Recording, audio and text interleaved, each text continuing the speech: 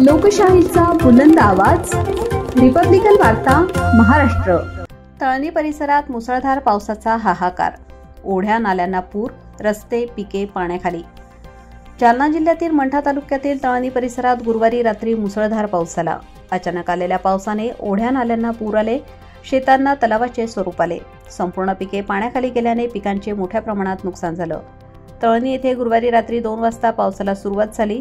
थोड्याच वेळात पावसाने उग्र रूप धारण केले। जवळपास 3 ते 4 तास ढगफुटीसारखा मुसळधार पाऊस झाल्याने सर्वत्रच पाणी झाले।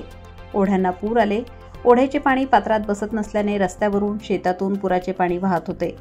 शेकडो हेक्टर क्षेत्रातील सोयाबीन, कपाशी, तूर पिके पाण्याखाली गेली आहेत। शेतीचे बांध फुटल्याने काही ठिकाणी जमिनी खरडून गेल्या आहेत। काही गावांमध्ये शेतीसह सखल भागात मोठ्या प्रमाणात पाणी साचले। पावसाचा जोर इतका मोठा होता की अक्षरशः 3 ते 4 तासात सर्वच ठिकाणी पाणी साचले होते।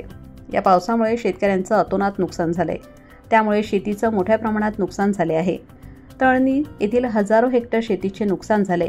नुकसानग्रस्त शेतीचे पंचनामे करून मदत करण्याची मागणी शेतकऱ्यांनी केली आहे। पंचनामे करून मदतीची मागणी।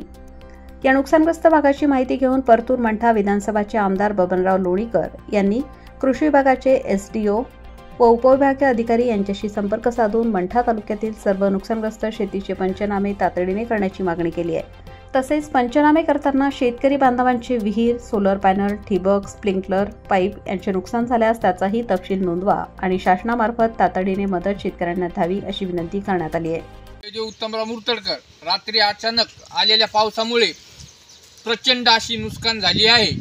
मागील 20 वर्षात एवढा पाऊस 4 घंट्यामध्ये कधीच पडला नाही, पण अचानक पाऊस पडल्यामुळे प्रचंड अशी नुकसान सर्व शेतकऱ्यांची झाली आहे। तरी कृपया शासनाने पंचनामे करून तात्काळ मदत करावी ही नम्र विनंती। रिपब्लिकन वार्ता महाराष्ट्रासाठी जालना प्रतिनिधी Balu Gaikwad. Subscribe now and press the bell icon. Never miss an update.